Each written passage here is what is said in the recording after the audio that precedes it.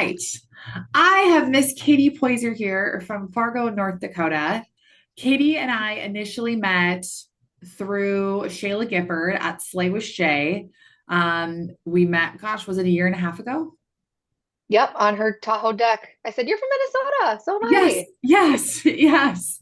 And you had initially connected with Shayla how off Instagram? I had found her on YouTube back in 2022 and it, like kind of knew who she was, and then connected her with her at an event in Vegas in fall of 22. Okay. And so you saw her speak on stage, and then what? Just were like, this something about this resonates. I was like, I want to be her. She had flown in from Spain and she was like kind of her hot mess self, but like in her And her, I'm super successful and yeah. just yeah, just like I had seen her and I was like, oh, like I actually know who this girl is. And then she started speaking and I'm like, oh my gosh, like the dream. I want to be her. And then yeah, just like constantly attended all of her like free stuff that she put out over the next few years. And then when Slay with Shay happened, I was like, I'm going VIP, like go big or go home. I'm upgrading my flight, like whatever. I'll do it all. I love it. And then you joined Guild. Which month did you join Guild then? It was October of last year. okay. So oh wow, we're like almost at exactly 1 year. Okay. Yeah. And tell us how long you've been in the business.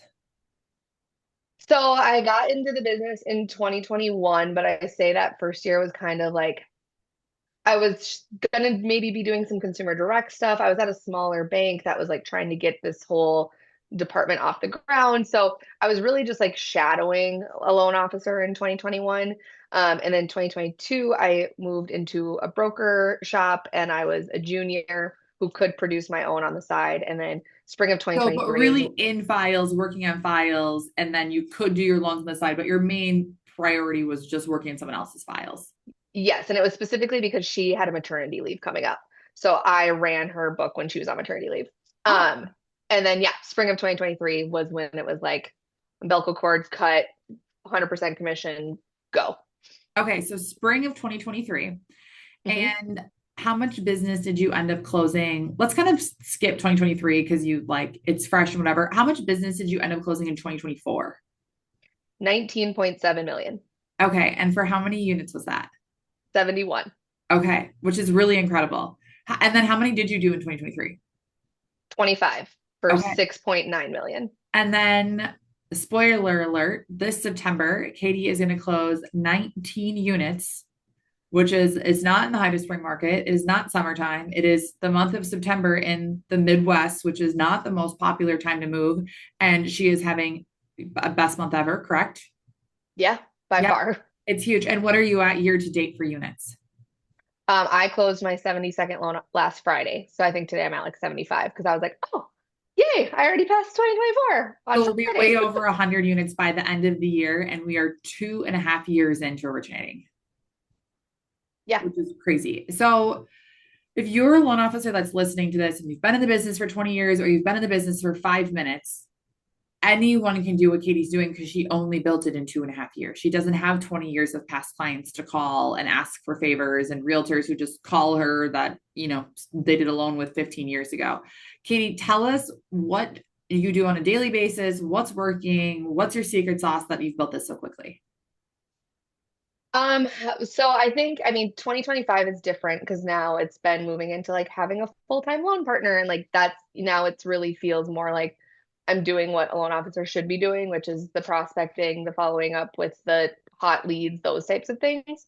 But I think what got me here in like 2023 and 2024 was just really like being obsessed with the client experience. I didn't care what I had to do. I would do a loan for free. I would drive across town and get documents from some old lady's condo because she didn't know how to use email. And I was doing that for loan sizes that were $125,000. And I mean, especially in that, and with that came realtor loyalty as well, because in 2023, it's not like leads were falling from the sky for these agents. So if you couldn't make something out of kind of nothing, they might not get another opportunity in front of them for 2 or 3 months before someone wants to buy a house. People weren't just rushing out to buy. So really like seizing every single opportunity. I didn't know any better, and I really thought my conversion should be 100%. Like if I pulled someone whose credit was 450, I was devastated, was like just how can I boost it? Like can we get them to 600 in the next 3 months? Like I was just obsessed with like I need to make the most out of every single person, and I need them to leave being like this was the best thing ever, and I'm going to tell 18 people about Katie. Okay, cool. And how are you meeting? Were you meeting agents? How are you meeting agents? What works for you in that regard? Yeah, if I was starting over today, this is something I would have done a lot better faster because I was super intimidated at the beginning. People would say like, "Oh, call realtors." And I was like, "I don't know the difference between Fannie and Freddie. Like, I don't know any of these things." I was so scared of what someone might ask me at a coffee. So getting the push to get probably like my first 10 agents was really tough. And I took way too long to do it. But then once I got those, Fargo is for those who don't know, we're like 200-ish thousand people. But if you've gone to college here and you've been here a decade and you're somewhat networked, it's very, very rare that I don't have at least one mutual friend with someone on Facebook. So and once I clicked into that and I got a couple agents that were growing super quickly and using me and were really generous in contributing a lot of attributing a lot of their success to working with me. It was just a network from there. It was, hey, this person told me that you're a growing awesome agent and we should connect. And now, yeah, I don't call a single agent without a name of like someone else that has told me that they're a good person for me to network with. Okay, so you essentially were like, I need to land where you did, not maybe not on purpose, but like looking back, you're like, I had to find 10 people that knew me, liked and trust me, or I got them to know me, like and trust me. So I had to have 10 really hard meetings, totally cold calls. And then from there, we just used the relationships we already had to go, who do you know who is in your office that you like? Who do you know who? Or I saw you know so and so. Would you ask for an intro or would you just use their name when you called? More so the intro thing. Now I'm just since getting to Guild and like being under your coaching has more been like, okay, now I can just kind of like say a name. But I mean, honestly, some of it was luck. Like I connected because I was doing someone's book at my first company. They left and I had like 15 loans to close because they left and I had to finish them up. And one of those people, one of the agents I like immediately clicked with, she was just starting out, I was just starting out, and she is very well connected. She talks a lot. And she was like, all of a sudden, I would like get agents that were giving me a chance because of her. And I was like, oh my gosh, like I attribute so much to that, where I'm like, oh, I didn't even know to ask for that, but like she gave me that. And then once I saw that, I'm like, okay, now I can kind of start to use this. And it's also a good way to weed out the crap. If I don't ever hear a good thing about this one agent, I'm never even going to try to do that. So yeah, it's like keeping the like-mindedness and going from there. And then also, I am like, I'm a true Enneagram 8 for anyone who knows the Enneagram. Like, it is very hard for me to fake it. I am not like, if I don't That like is you, true. it's Anyone who like, knows Katie knows it is yeah. yeah. I mean, I know what you feel. I know what you're thinking. I got it all. And I'm And I like, get over it really quickly, which is great. But if I am mad, Allison's getting a voice memo, and then the next day it's fine. But like I just like I need to go deep. Like I literally called was having a meltdown yesterday because I'm a month away from my wedding, and it's just like there's so many things to do. And Jordan's like, "What can I help with?" And I'm like, "Nothing. You don't know nothing. anything." And it's Yeah, just you know like, yeah, nothing. Your boy. Yeah. yeah. And this agent that I work with, she got married a few months ago. I don't know if this agent thinks we're friends, but I think we're friends because I just like I'm just like, no, I like you. I'm making you be my friend. I like call her on the verge of tears. I'm like, "Did you feel like this a month before your wedding?" And she's like, "Yeah." Um, so I just kind of like force it a little bit to be like, I'm going all in. Like I would invite you to my house. Maybe you don't feel the same way about me, but I think that may appear as though I have a super small circle, but in reality, I remember I like read a book once or something that was like, it is very hard to really know someone and not like them. Like everyone has redeeming qualities. If there is someone in this world that you can't say one nice thing about, you actually just don't know them well enough.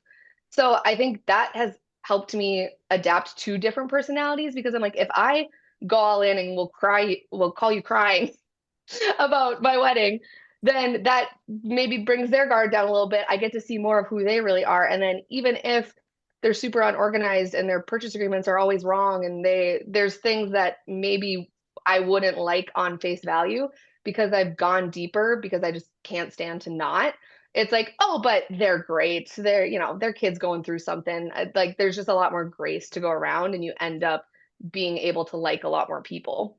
Yeah, I think that's a really wise thing, Katie, is the if you don't like someone, you just don't know them well enough. And that totally is it. Because as a loan officer, we do have the realtors who always send the messy purchase agreement or always send us a last minute lead on Fridays. And it's like, well, what else is going on? Do we not even know they're not a full-time realtor? Do they actually work another job and this is their side hustle because they have to make ends meet because they're a single mom? We have no idea. But if I knew that story on someone, I'm like, I got you. I got you 100% of the time. If you don't know their story, you think they're just trying to personally attack you when they call you on Friday afternoons, Yeah. right? It's the difference there. You said earlier, you said I got lucky because this first agent, you did not get lucky. You work your tail off, you talk to people, you do all of the right things, and momentum creates momentum. And that is why you found that first person. You did not get lucky. You 100% worked for it and you continue to work for it. Talk to me a little bit about the broker you were at, your transition to Guild. What made you make a move? What has that experience been like? All that good stuff. Because I think there's so much noise around the broker space, and you have more margin and this and that, and there's a lot of confusion. Like if you go to a big company that it's more expensive. I actually, before I came to Guild, I was like, I probably can't afford to work there. Like, that's really what I thought, and then turns out I could. But Yeah. So in our market, the retail lenders, like there's just not that many of them. So like we're super bank heavy. And as far as I know, almost every bank, it's the classic base salary, lower commission, and that's kind of the service you get. So And that's with kind of banks, meaning like, so you don't have a lot of Fairway, Cross Country, Guild, like those kind of companies. You just correct. have more like small banks, like every Correct. mortgage person's worst nightmare, lowest rates possible. We're going to keep it on our books. We'll give you whatever you want. Okay. Yeah. You have your business account here, so I'll give you 4.5% and do a Yes. weird business that, yeah. That. So there's a lot of that, which is where I started. And it was just like, you ever, if you've walked into a bank in the last 5 years, it is very hard to walk into a bank and feel like it is 2025. That's just across the board. Like banks are just kind of a little bit behind for whatever, and they serve their purpose. But then I was just kind of like hungry, and I had gone to Mastermind in Vegas and like seen these people that are like I feel like it's 2025 or it was 2022 at the time, but like I'm like, okay, like they're like actually using technology and like they are really making this a thing, and holy crap, like I didn't even know you could make that much money, and like all of these things that just got me like, oh, like I kind of want to do that. And the only place to go to be 100% commission in my market at the time, as I knew, was a broker. And then I was single, scared, wasn't really closing any of my own business. So I needed to have some sort of base. So that's where like the loan officer assistant kind of came into play. And at the time I thought it was a short-term move because I'm like, I need to gain some confidence as an LOA and then I want to be out on my own. And then, yeah, it just kind of evolved into me being on my own. We grew super fast, and I was like, okay, this is great. But last year, like, was like, what was that when I look back, right? Like, every single day, every single moment, I'm like trying on a wedding dress and have an agent calling me and like, can you just like leave your wedding dress appointment? And I'm like, oh my gosh, like, I want this so bad, but I don't want this. So then when we start talking about guilt, I mean, it was way more about like I didn't have the foresight to be like, oh, the servicing and the brokers are better. Like I didn't have that mentality that I was any better than anyone else being at a broker.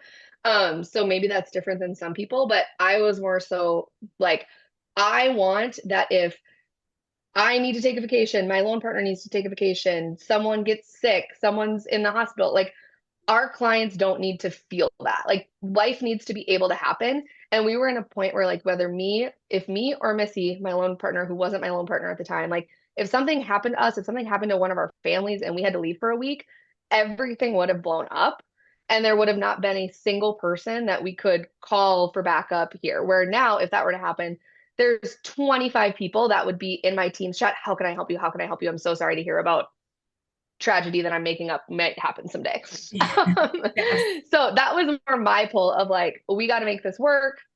And then you guys are obviously so transparent about like being able to make sure that our pricing fit our market and how does this work. And that's been super helpful and has caused any fears I have about that. Yeah. And at your previous company, did you use a CRM? Did any of that like was was any of that new? Was it different? Is that, do you think any of that is what's attributing to more business, more loans in a pipeline? Or is it like now we just have a system and I go prospect and Missy stays in a loan file and we know who's on first and we know who's on second and that's what we need to do. Yeah, we did have a CRM, but it was more so I I'm sure it had capabilities. I was using it like an address book, like notes here, there, that's cool. I think now in doing these refinances, I'm having to do because we didn't do them at Guild, because it was before then. I am like having to be like, okay, like let's get all the information, let's change it all. I am so excited to think like 3 years, 5 years down the line where it's like, oh my gosh, everyone is just here. And yeah, specifically outreach, which is just a extra added bonus on our CRM. Having that, even like I have like my dead leads on one, and it is amazing because you can see when they open it. And I'm like, wow, it's crazy. I've literally never talked to this person. They've never answered a single thing, but 7 months later, they're still opening my emails. So And they're maybe, still watching. Yeah. And I yeah, think in 2025, the magic is really not just who we talk to today to be able to keep up and get 19 loans closing 2 years into the business. Right now, it's how many people can we be talking to every single day that are thinking about us without us having to one-to-one connect with them? So as we're one-to-one connecting all day long, we have to be one-to-many connecting simultaneously on the side. And so having the systems and the marketing and the things that can continue to get the wheels spinning, or rates drop and you can quick send an email out in 30 seconds to a bunch of people and have it organized and have the strike rate in there. And that's what contributes to people's success. It's pretty cool though that you are in a small market dominated by banks and there aren't a lot of retail lenders and you came in and without a beat were able to, some people's fear like, well, no one's ever heard of XYZ company here, or they get in their heads about where their pre-approval letters are from. Did you have anything with that or was it pretty easy? I it was on my mind, but I knew I could overcome it because my brokerage wasn't well known either. Okay. So, and we had gone through a name change. So, like I had done that whole thing. And I mean, if you've done 71 transactions, you've hit a fair amount of realtors between buying and listing side. So I'm like, as long as my name is the same, and that was another thing to like push me on a timeline is like, I'm getting married October 2025. It was October 2024. Like, I got to do this now or never. Like, Yeah, I I got to get can't the change brand my out. name and my company at the same time. Yeah. Yeah, exactly. And I'm still like, I we've been did put engaged. my maiden name on my pre-approval letters for a long time. Yeah, It might actually yeah. still be on there. I'd have to go look, but it said Allison Shaw Larson. And there's even, we just signed an MSA with a small brokerage downtown. And when I was in pitching the MSA to the team, when he introduced me, he called me Allison Shaw. Like I've been married for 5 years. Yeah.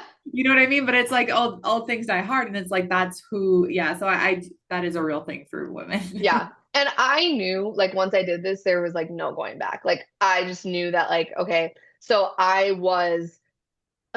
probably could have gotten some help from Guild if I'd asked, but I was like on this random website that like I could upload the Guild logo to. I And I love had it. like, Yeah. yeah, I had like ordered pens. I like blue and yellow, blah, blah, blah. And I'm like, I'm going to every real estate office the first week so that they see it. Most of them have probably seen my name before. At least maybe most is generous, but they've seen my name before. They're going to see this. So at least when that first pre-approval letter comes across their seller's offer, they like have some orbit. And yeah, I mean, that's been very, because it's kind of nice because I'm currently the only loan officer here. I don't have any qualms. Like if I'm personally paying for some marketing out of my pocket, I'm not doing like a cute Katie Poyzer loans thing. I'm doing Guild because that is like what I need to drive in this market right now. And all things Guild lead back to me right now anyway. So yeah, I was just like, I mean, I definitely think that could be a concern and I get it once in a while. Some people can't pronounce Guild, which I mean, I think like that's like something like How you work for Guild. I'm like, what are we to what are we talking about? that's amazing. I haven't had that. But now I feel like the referrals that I'm getting, I don't. once in a while you get that like, 50 or 60-year-old that's like, now tell me about guild. But for the most part, it's like my realtors are giving such a strong like Katie's great, that I don't get much pushback from clients on it. And now I feel like a year in, most realtors have at least heard of it. So if you could go back and give yourself one piece of advice, or you could go back and give a loan officer who's just starting out a piece of advice, what would it be? If they want to be Katie Poyzer closing 19 loans in September of 2025 when market's down, and those aren't like refi loans. Those are loans that you already mostly had going on purchases. This is like you had all these locked and ready to close before we had this little refi dip. What advice would you give them on how to build that? Okay, this is really stupid and definitely not what you think I'm going to say. So I um, I think most women, our confidence comes from competence. And I think what stopped me in the beginning was feeling incompetent. And it was about the basic things. But when you're starting, you're not seeing enough loans to learn those little things. And I was at a bank. I didn't need to be licensed. I didn't like take any of the licensing courses. When I moved to the broker, I had to take my licensing test. And even though every loan officer who's been in the business a long time will be like, that stuff's like, yeah, it doesn't help you put together a loan. But literally, me just like being able to quote RESPA Section 6A, which no one ever asked me to quote that, but like me knowing that just gave me so much more confidence. But I say both that and like learning other people's lending stories. I would always think like, oh, this person's been in the business 20 years, they're great. If you go and you talk to agents and you say, hey, like, what are your worst experiences with a mortgage lender? They don't say, oh, my lender didn't know XYZ. They say, my lender didn't answer the phone for 4 days, or the lender did this, or the lender was rude to the client, like things that I will never, ever, ever do, regardless of how incompetent I may be in a certain situation. That I'm like, okay, I can compete with these people. I know that I'm giving better service, especially when I get like a lower income or someone that sometimes people overlook. I'm like, I feel so passionate. Like you are in the best hands with me. I 100% believe that. And that just gives you so much more confidence when you're out selling. Um, and then hand in hand with that, I wish I would have just like logged on and taken the test even when I didn't need to be licensed and gone through all that education so that I would have felt more confident in booking more realtor appointments. Not that I needed A to get to B, but just internally I did. And do you do a pre-approval meeting with all your clients, like either face to face or on Zoom? Yes. And I think that has helped your success a ton as well. That you show you're not new and coming off new. You're new and coming off like you've got 10 years of experience at a young age. And when you can show up and have a professional meeting, you instantly set yourself apart. And I'm guessing most people who are sitting in the bank offices or things like that in your market are not giving that same level of service, which is what people are looking for in a scary time of high home prices, high interest rates. Should I buy a house? Is this silly? Should I keep renting? Like someone needs to help guide them through that. And I think that that is a huge thing that my age and not having bought a house when I started a mortgage have helped me with is like I remember so clearly it was like my second week in mortgage. I was sitting in the bank office and I had the director of the company mortgage. I had one of the best loan officers in Fargo and I had another great loan officer. They were all there. They were all trying to explain to me an escrow account. And 24-year-old me was like, what? What? Like I could not, I felt like the dumbest person in the world. Then I went in and I looked at 3 YouTube videos, and between the YouTube and these 3 real people and the processor sitting in the corner, I finally figured out what an escrow account was. And then I made like, okay, this is my pre-approval presentation. Like I do think sometimes I look at other people's, like people will share, like, this is what I do for a meeting. And I'm like, you are telling them way too much. We go the opposite way and we're explaining what DTI is to people who don't really need to know what DTI is. Or we're glazing all over it and be like, yeah, this is your cash closing, this is your down payment. Meanwhile, we didn't even explain the difference between down payment and closing costs. So I think tuning, like getting that, I haven't really touched it in years because every single person leaves my office. I always say, like, do you feel better or worse? And they all say better. And then once in a while, I'll have a financial advisor or an engineer who did a ton of research beforehand, and they'll say, yeah, about what I expected. But no one is like, no one leaves not confident. Like, Yeah. And that's a really key piece of your puzzle because you're getting these clients, you're making it work no matter what, and you're scrapping together tough loans, but also you're building confidence and trust with people where they do leave your office and rave about you to your realtor partners, where they're like, well, I've never heard them rave about another referral partner. I need to send them to Katie. That literally happened to me last week. This Did agent it? that I've been working on for years, we've finally been doing some stuff together this summer, and she's like, I've just never had clients comment on a lender, and like they all love you. Thanks. It was great. I'm like, good. I'm glad they're telling you that. Yeah, that is good. Any parting words, Katie, that you would give, any other advice or any other motivating thoughts to anyone out there listening? Oh man, I don't know. Make your phone call. Make the phone Make phone calls. Yeah, calls. that's it. It's literally just pick up the phone, keep talking to people, keep staying in action. It's not luck, it's momentum creates momentum. And Keep, I will say, like, it's fun to pinpoint certain things that have changed and like, oh, this is what got me to 19 loans. But I it really is fun just to be like, wow, the stuff that I've been doing for 2 years has paid off. And like, I always believed it would, I always knew it would, but to actually see it in fruition, like, the amount of I probably just seem like the most dramatic person ever because I have just done so much like, oh my gosh, like 3 years ago I closed 6 loans all year and this year I'm gonna close over 100 and like, oh my gosh, 3 years ago Shayla was like a celebrity on the screen and now I like have her cell phone number. And I'm just like constantly like, oh my gosh. And then I'm like messaging you like, what should be my next 3 year goal? Cause like, oh my gosh, like it just came true. This is so crazy. well, but that's when we put out goals, the whole point, people forget the whole point is to achieve them. Yeah. Even better when we achieve them before we're supposed to. And then it's okay, now I have to like literally take time to dream a new dream. What else do Hmm. I want? Like that's where this is fun. And what's cool about this industry is we know the sky is the limit. You can dream it to be whatever you want. You could I saw a person at an event last night and I was like, oh my gosh, and was a really big agent in town. It still is, but had this huge team, this whole thing. I'm like, oh my gosh, it's so good to see you. I haven't seen him in years. I'm like, how are you? And I'm like, are you crazy busy? He was like, I'm trying not to be.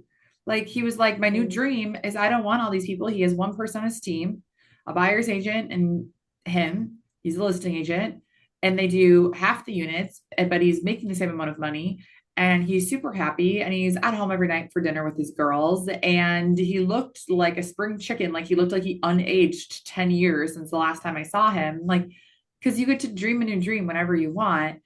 But real estate and mortgage is one of the only industries that you don't have to have like some genius idea or be a trust fund baby to just go create your own business and create your own dream and not punch the clock to someone else from 9 to 5. So that is very cool. Yeah, I don't know if you saw our Fargo Moorhead Association of Realtors put up like a fun fact spotlight about me last week, and my fun fact was that I got 6% on my first college math class. So if I, Wait, say that again.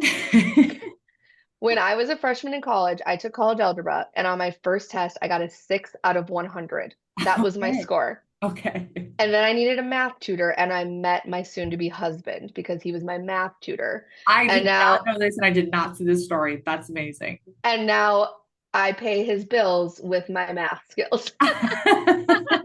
He works too, but That is amazing. That is a great story. Well, yeah. Katie, thank you for hopping on here today. If anyone isn't following you, where can they find you on Instagram, things like that? K Poyzer mortgage for the time being. We'll figure out what I do in 30 days. I don't know. I'm still paralyzed with that. Awesome, Katie. Thank Um, you for hopping on and doing this. yeah, thanks. Bye. Bye.